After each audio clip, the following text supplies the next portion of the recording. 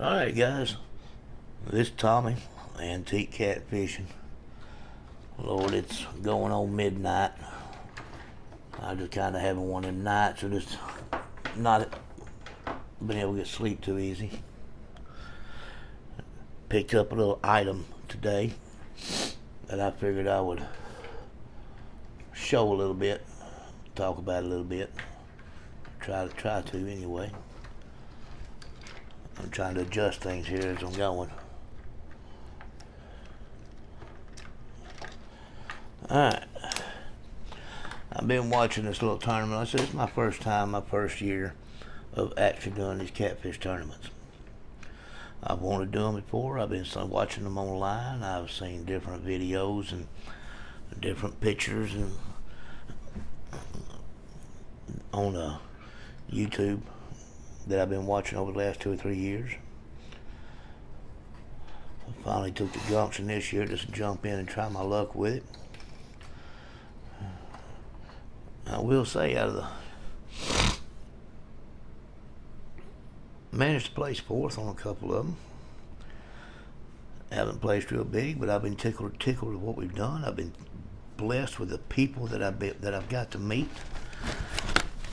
the things that I've been able to learn through talking with others. Oh, I need to clarify while I'm thinking about it. I made a huge mistake the other night. I was talking about Ryan Johnson, the Tennessee River Productions, and what I was calling Cedar Creek Outdoors. Well, folks, I was so messed up. I just totally messed that all up, because it's not Cedar Creek Outdoors, it's Cypress Creek Outdoors. When I realized that, I stopped in. I made my apologies to Ryan for that mistake, and I make the same apology to y'all, because the last thing I want to do is give false information about anything. So I apologize. I got my brain twisted up on the name of the place, and I felt like I need to correct that. What I picked up today, I've noticed how some of the anglers, the first one I've seen with it was Larry Muse. I got to shake hands with him in that first tournament this year. Talk with him just a little bit. Real good feller. Kind of feller I feel that somebody like me, an amateur, could learn a lot from. Well, I got dry skin all over me, sunburnt. And those one things he had was this culling system that he had in the boat with him. And I've seen it when he's pulled up to the weigh-in at that very first tournament. Well, I run up into one today. A friend of mine lives local here. Has a little bait shop. He does a lot of stuff out of home, a bunch of stuff online. But he had these sitting there. His name's Wesley Bailey. Kind of makes me feel old, as I remember that boy, and he's a little bitty tyke. But anyway, he had these, I don't know if y'all seen these or not, these culling systems. It's pretty neat. Sticky thumb in a little hole right there, and grab his tabs up here and pop that thing wide open. Walk her down the fish's mouth. And you can hook them on the side or let the little floats bob around in your tank. They're not supposed to hurt the fish in any way. Let's just look at it. It just pops right there, just poop right open. That's just pretty simple and easy. I just thought that was something. Even got its own little special rack thing. You can hang them up hang this little bracket up in your boat. Keep them all hung up there. Where's number 2 at?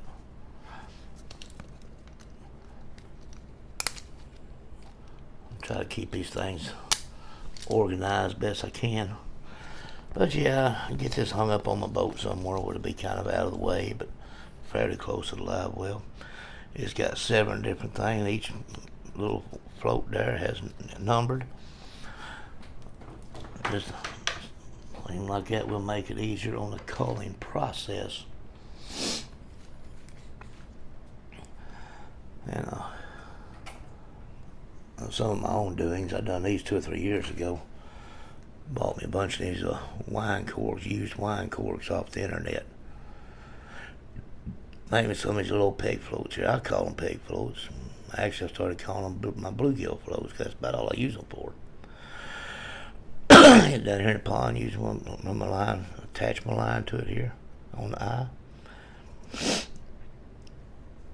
And I really enjoy watching them. Little bluegill hit them things, boy, they'll bounce and they'll jump around. There's something fierce.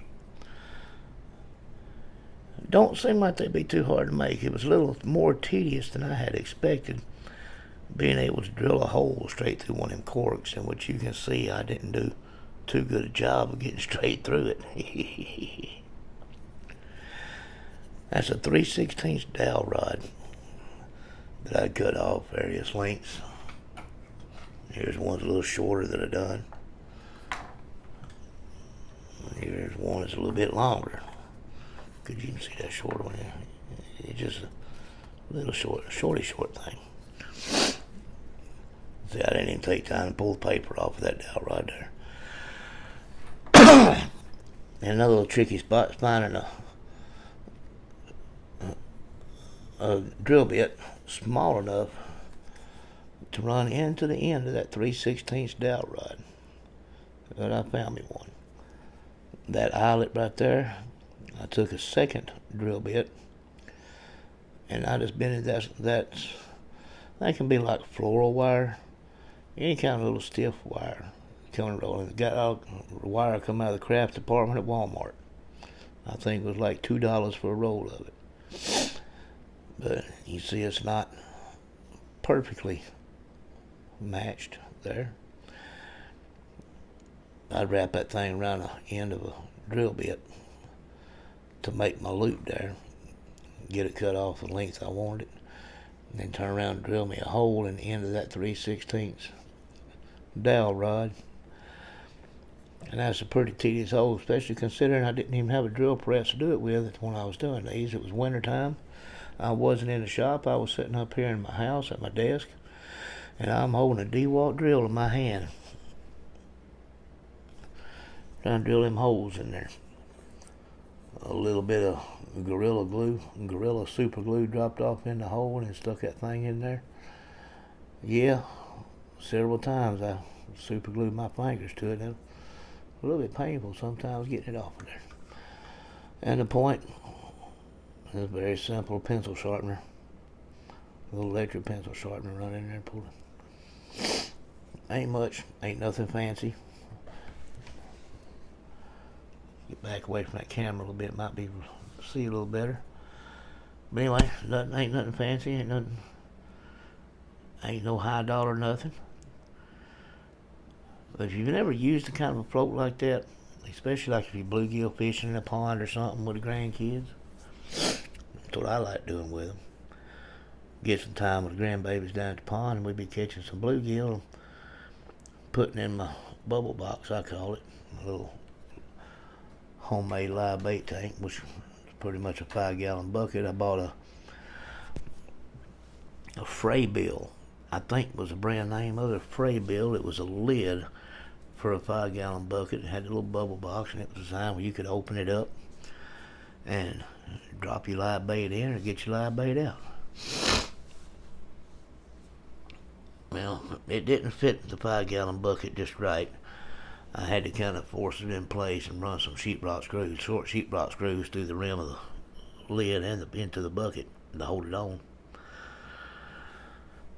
A couple of D batteries in the bubbler, and that bubbler run 2 or 3 days off of 2 D batteries. But it does an awesome job at keeping them bluegill alive. They some hardy little fellers, you know. And I'll use them. So I'll use them even for little minnows if I catch little minnows in a minnow trap out of the creek.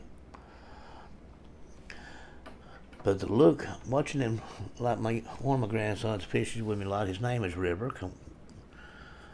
which I call him Rat for River Rat. And he's my little river rat. He loves to fish, a 2-year-old. And he'll tell you, if you ever get him away from that shyness, he wants to get real quiet and real shy at first, but he'll tell you, ask him what kind of fish he likes to catch, and in his own little cute way, he'll say, bluegill. bluegill. So we catch bluegill with the bluegill floats. He just loves watching them things. They'll bounce up, stand up like that, lay back down, and bounce back up. And it just tickles the fart out of him. He gets all excited to the point now that, well, he had a little accident earlier tonight. Punched a little hole into his forehead, running through the wall, playing with his sister. I'm covering up my microphone. I better not do that. Playing with his sister, running the wall and poked a little hole in his forehead. For safety's sake, we took him to the ER, and which they glued it shut. Wasn't a whole lot to it. They had some other more emergencies come in, so it took, while he was there, so it took a little longer than normal. But I took my tablet in, and that baby was as calm as he could be sitting in there. He didn't want to watch no cartoons. He wanted to watch the fishies. He sits down watching them fishing videos with me. He got really excited with Catfish Dave. Catfish Dave was done one of his 2-year anniversary back to where he done his first video at. Caught him a nice flathead, and boy, that baby boy, he got all sorts of grins, and off his face just all lit up, and he seen that big old flathead. Yes, I've created a monster, but that's okay. He's also my fishing buddy. Anyway, I'm just kind of babbling. I just wanted to show off this, I guess I'll just call it culling system. Lord, I don't even remember a name being on it. There's some 3M sticky tape. See if I can read a name on one of these things. Because if I'm going to read something like that, I've got to put my eyeballs, my spectaculars back on.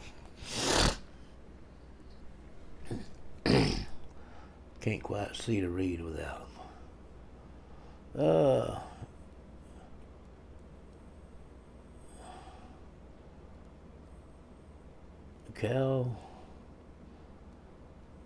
CalCoastalFishing.com. I believe that's what that says. CalCoast,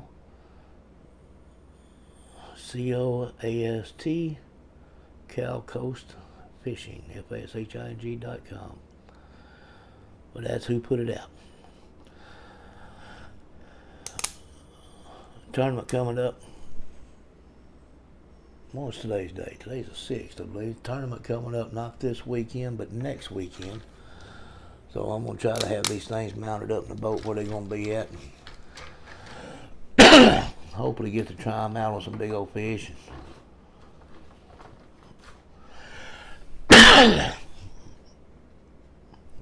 See how they do. I just don't like my glasses. Can't get used to wearing them things. Alright, guys. It is like 2 minutes to midnight, and I need to have my fat hiney in the bed. Hopefully tonight I'll be able to sleep better than I did the other night. But alright, guys. Just rambling on a little bit. Felt like throwing a small video out there. Y'all help me out. Like, share, and subscribe. Let's see if we can get up to them 1,000 viewers where we can be able to do live streams before April. Patriotic Catfishers of America, Mr. Patriot James Smith.